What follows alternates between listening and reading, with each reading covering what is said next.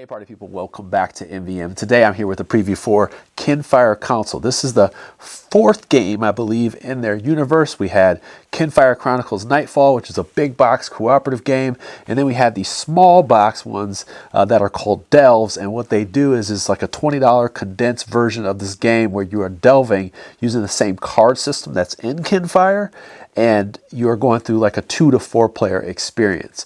And now that's cooperative too, but this one here is a competitive 2 to 6 player worker placement game, and that is what had me intrigued, and that's why it's here today. But there's like a thing in this, there's like a mechanic in this game. It's pretty crazy. That's why I'm really interested in showing this to you. So let's just go ahead and dig into it.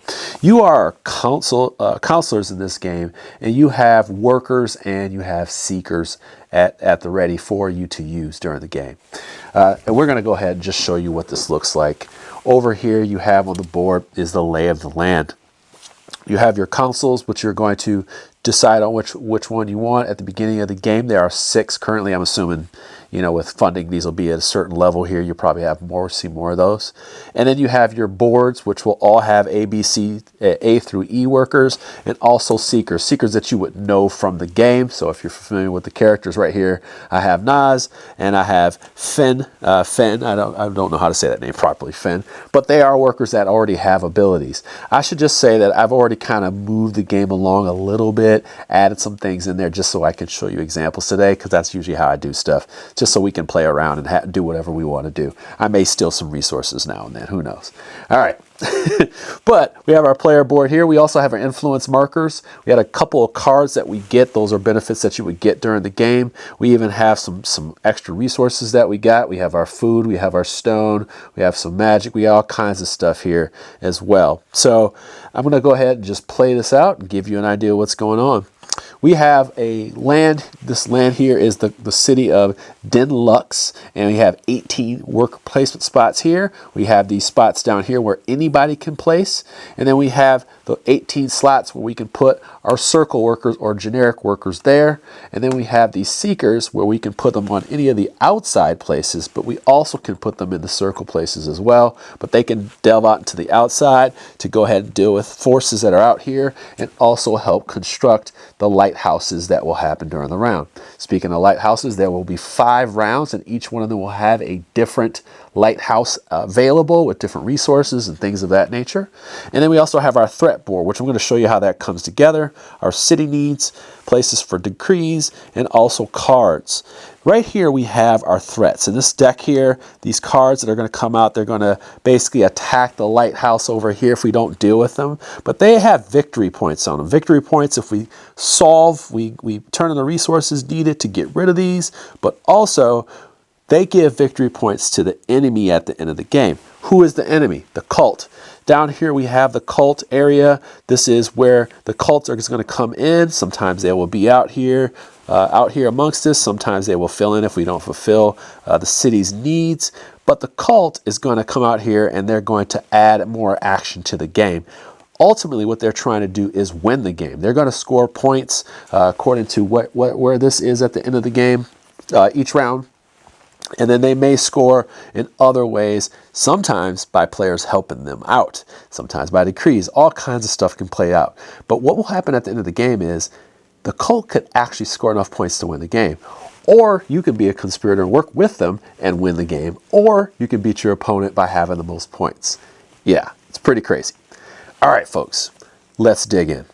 So we start out, there's 3 phases to each round. The first one is the sun's, I think it's called the sun's rise. So what you're going to do is you're going to pull out these 2 decrees here.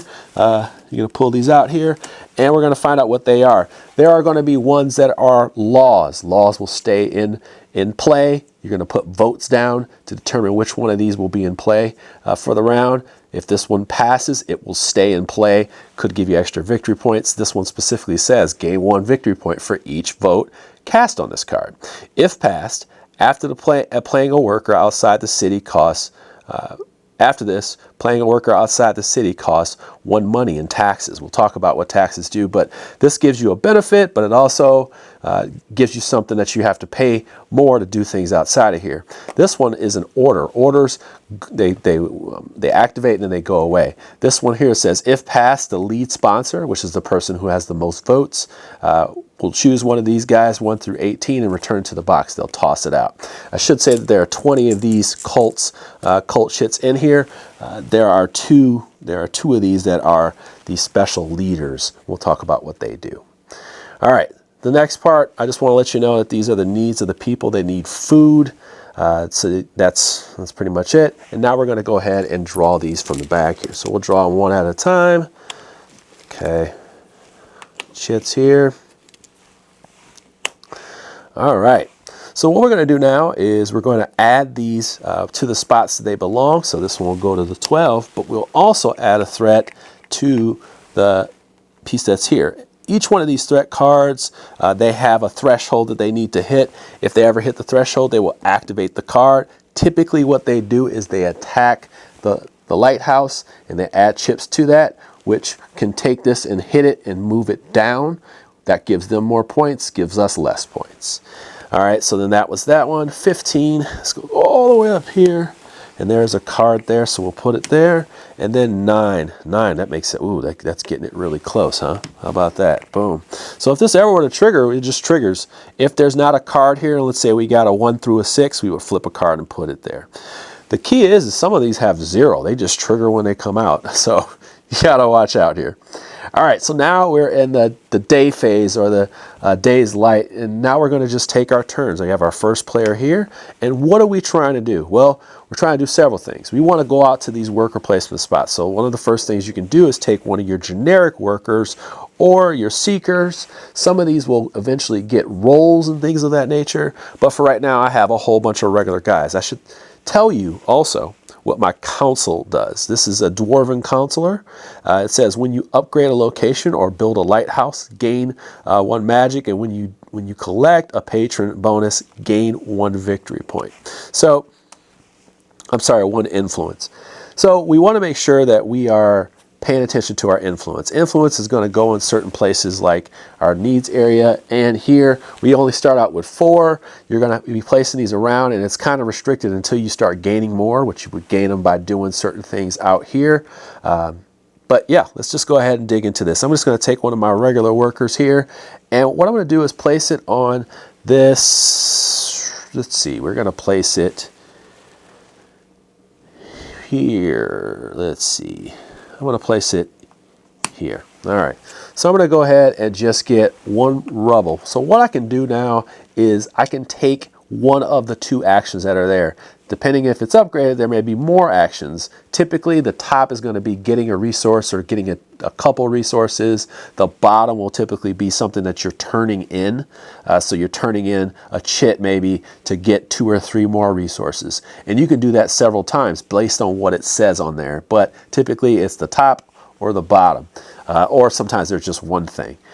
As you place things out, though, I just want you to know that there are sections. This is like the first section. The second one, you have to start paying a tax. You pay to the state here, and then the third one up here, you're going to pay 2 here as well. And these replace at the end of the round. There are even some counselors that take away money from there, take money out of there to pay for stuff. It's pretty cool. All right, I'm going to go ahead and I'm going to place that there. We're going to actually, you know what? Yeah, I'm going to place this here. So I'm going to get one of these stone. Okay, I'm just going to gather some stuff to start it out. And now what I can do is, and even before my action, I could do one of these errands. So I could contribute here, or I can contribute here. And that's exactly what I'm going to do. I'm going to pay this 1 food that I need to help fulfill the needs of the people. I'm also doing this because I want to cut her out a little bit here. And with that, that is my turn. It's that easy. Now, I just want to give you an idea of what's going on here. There are upgraded roles. If you place on one of these spots down here in the bottom, there's certain spots that allow you to learn things. You pay a coin. And if I were to place here, it says I can take this worker, I can do the top part, but I can do apprenticeship, and I can become an artist or a scholar. artisan or a scholar. What I would do is I would grab this piece here, and it says, hey, I can be an artisan. When played in a space with no patron, gain the patron bonus yourself. Patron bonuses are what you get when you are upgrading these things. When you upgrade them, you can also claim them and become a patron, and anytime someone places there, they're going to give you a benefit. The artisan just gets that benefit, so maybe I want to do that, and I think that's going to be my turn. I'm going to spin that coin. So we'll spin a coin, and that's what will happen. And also, can I fulfill any of these things here? Actually, I can. And you know what I'm going to do? I'm just going to go to the lighthouse. I'm going to spend my 2 coins here. All right, and 2 coins, and then I'm going to place one of my markers here. And that moves this up 1. Okay? In each round, that'll go back down, but we want to contribute to that because we want to make sure we're not also giving the cult too many points as well. All right, now we're up again. So now I'm thinking about what can I do to get rid of this stuff here, and maybe is there an option that I can maybe start tackling here? I'm looking for possible conversions that I can make. I like this one here. So what I'm going to do is place on 8. I'm going to take this worker here, place on 8. It says I can choose a scholar where I can pay a coin and get one of these cards, or I can pay 2 coins and get one of these icons here, and that's what I need. I need one of those to take out this monster, and that's what I'm going to do. I'm going to pay 2 coins, and I'm going to grab one of these here. And then next turn, I should be able to handle this guy here. But for right now, I'm going to just leave it where it's at. I could spend this crystal, and I think I am actually. I'm going to spend this coin and crystal here to run this errand and put one of my markers out here. Okay. And all this means is now, instead of going up 1, I'm going to go up 2. So I built 2 floors. All right. We'll talk about what the impact of that is later on here. Next up, I am going to use this guy. I'm going to do a typical move here. So what we can do here in this game is we can place next to these specific chits here. These chits are the cult that is running around here. If we place it in a spot that's adjacent, we can actually arrest them. So I'm going to arrest this guy here, number 15. All right, I also got to pay a coin to be up there because there's taxes. That goes into the tax area there. And then I will take this into my possession. Now these chits can be turned in different spots as well. So if I went to 10, I could actually turn in one of these chits to get some of the resources on here. And also, if I take one of these cards out, I can use those at spots that are around here as well to get other resources. So the more you kind of have things on hand, the more resources you basically are able to exchange during the game. It gives you a lot of flexibility. So I've taken that one out. Now I'm just going to show you something that's really interesting that I could have done instead. Okay. So let's say I decided to use my guard. Well, I can get guard from going down here and going to the Seashore Gym, and I did that last round. What I did was I ended up getting a guard. It could have been a guard or it could have been a spy. The guard says may be placed in the same space as one of these cult tokens. If you arrest the cult for free, and then you get the space's ability. So if you place here, you're actually sacrificing the ability to take what's here. But if you do this, the guard takes this guy out, and then they can take the benefit that's there. So I'm just going to do that in preference here because I get 2 coins. I get 2 coins and I get a stone. You got to be kidding me. I'm taking that, buddy. All right. I'm taking that, especially because we're just doing this for fun. All right. All right. So can I contribute anything here? Doesn't look like it. Can I contribute anything over there? Doesn't look like it just yet, but we're good to go. One last turn here so you get an idea. I'm going to go ahead and place my Fen there. And it just says, when played in a space with no patron, gain the patron bonus. So if I were to put them out here and there's nobody there and it's a patron bonus, I can put a vote out there. As a matter of fact, I'm going to put a vote out there next turn. But for right now, we're going to turn these 2 in, 2, and then one of these. And we fulfilled the quota for that. We take this off, return it here. This card becomes in our possession. And there are spots around here where I can turn in this card to get 3 of these cards. So I'll just keep this over there. And then I will also get 8 points. All right, so I will get 8 points for blue. So 8 goes to 13, and they stay there. I think I'm going to place a vote, but I'm going to place, actually, I'm not going to do that. I'm going to go ahead and take this guy out.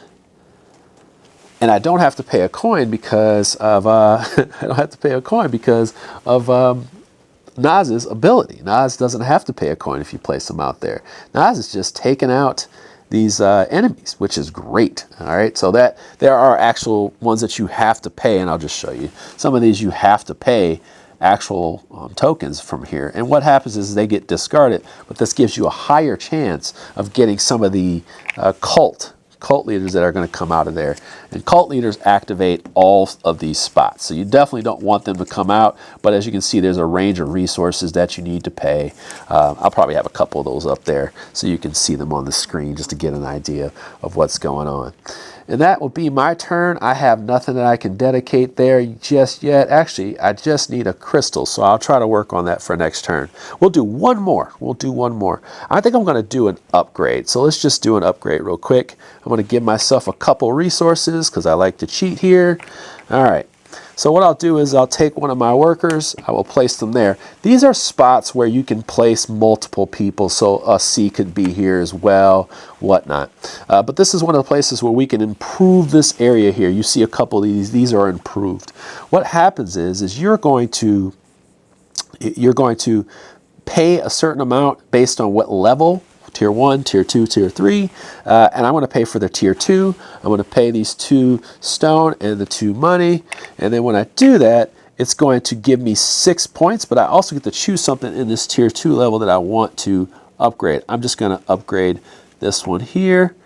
All right, so it went from, this one says, gain 1 Glory Plaza, gain 1 victory point. This one says, gain 1 victory point, take the Sentinel tile while you are this space's patron.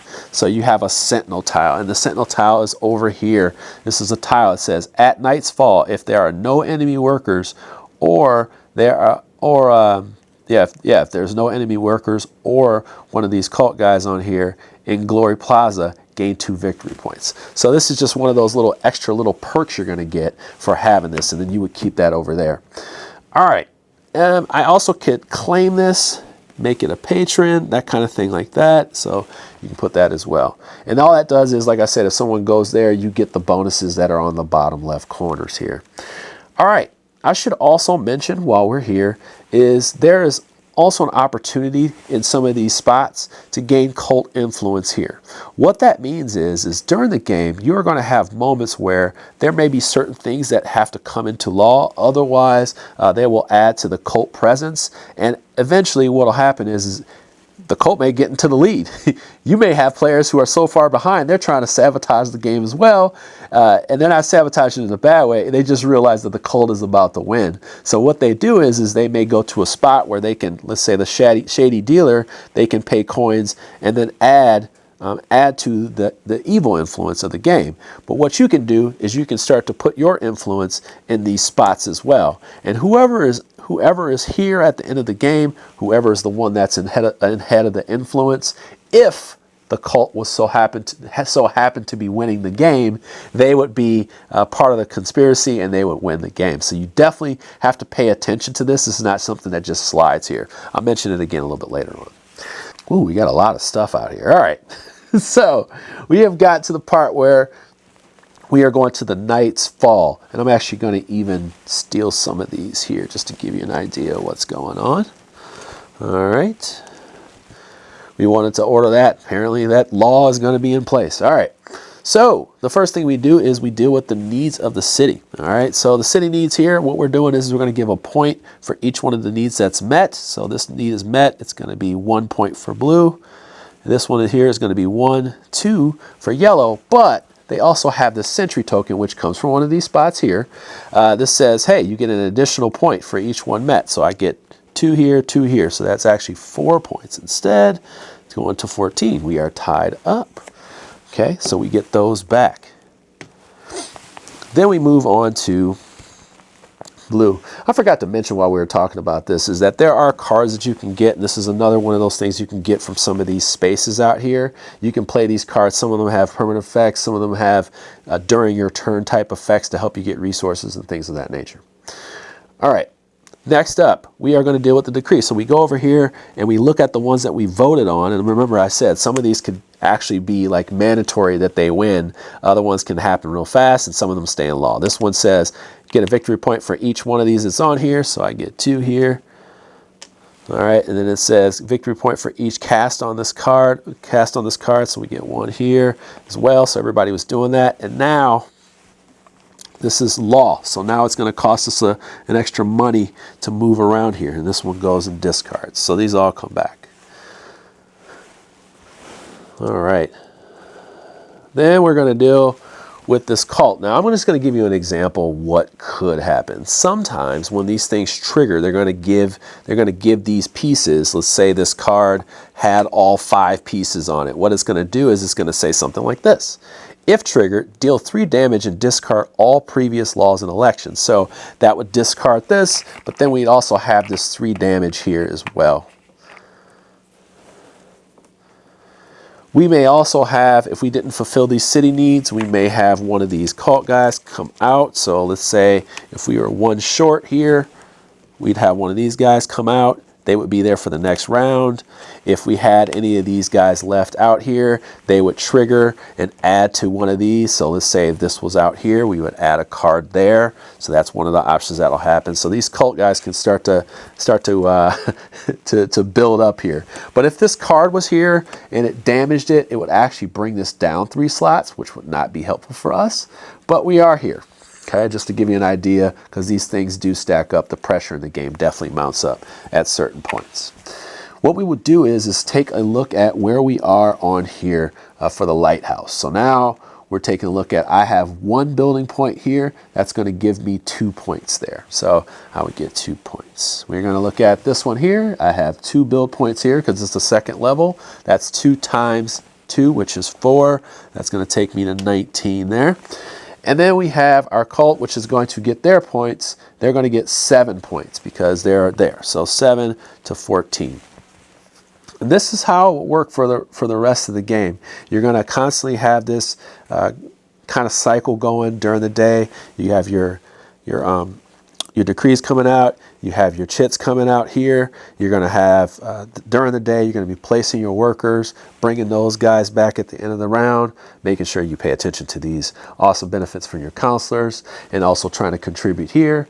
And then finally, you're going to refresh all this stuff and move to the next round. So I would bring all this stuff back, but more importantly, this would change every round, and this would signify the game. So this would be this next round, so then we'd be in the next round. And as you can see, the resources and the needs change, and also the worker placement spots change as well. Okay, and you may recognize some of these people from Kinfire, maybe you don't.